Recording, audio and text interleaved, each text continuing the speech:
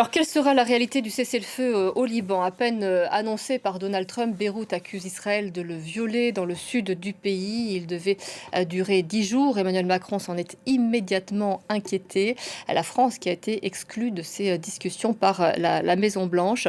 On apprend là aussi à l'instant que l'opération militaire au Liban n'est pas terminée. C'est ce qu'indique un ministre israélien ce midi.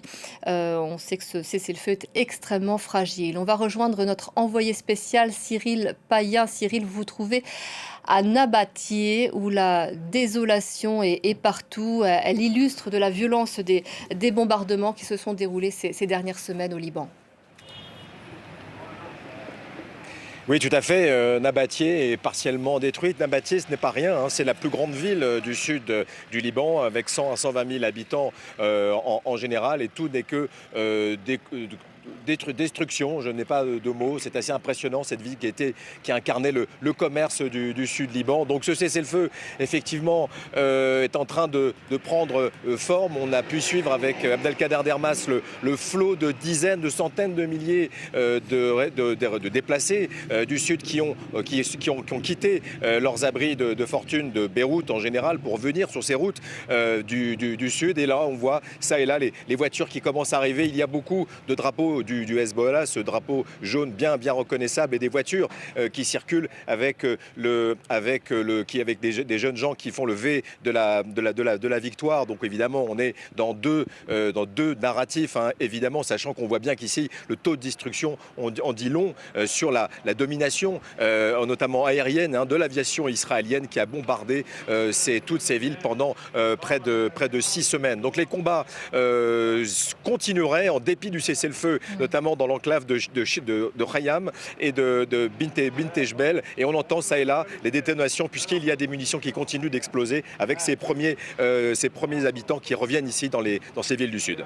Mais Cyril, vous avez vu en vous rendant à Nabatieh les déplacés libanais qui retournaient notamment dans le sud, dans les villes du sud. On sait que la situation y est très instable puisqu'ils devront repartir en cas de nouveaux affrontements. C'est ce qu'indique à l'instant un ministre israélien.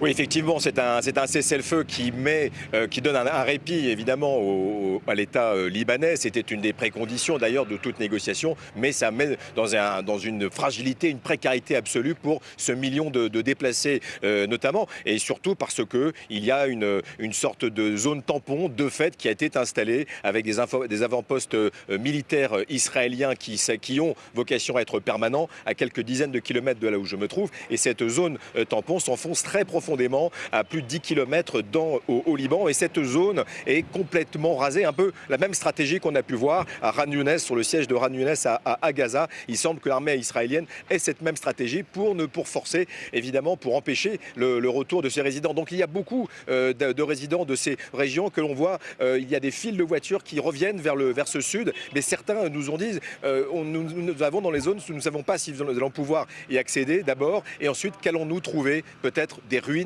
comme ces maisons que vous voyez ici en plein cœur de Nabatieh. C'est encore une fois, ça montre la précarité de ce cessez-le-feu. Et puis le désarmement du Hezbollah, vaste programme. Tout le monde sait ici, nous sommes dans un des bastions du Hezbollah, mais tout le monde sait ici que la milice chiite est tellement politiquement, socialement et militairement impliquée au Liban que le désarmement sera extrêmement compliqué et lourd sous la responsabilité de l'armée libanaise. Et puis la question très importante, hein, qui est dans tous les esprits, cette occupation de fait des forces israéliennes va-t-elle être permanente, sachant qu'ici on vit encore avec le traumatisme d'une longue occupation d'une vingtaine d'années entre 1978 et 2000, ici même dans cette région par Israël.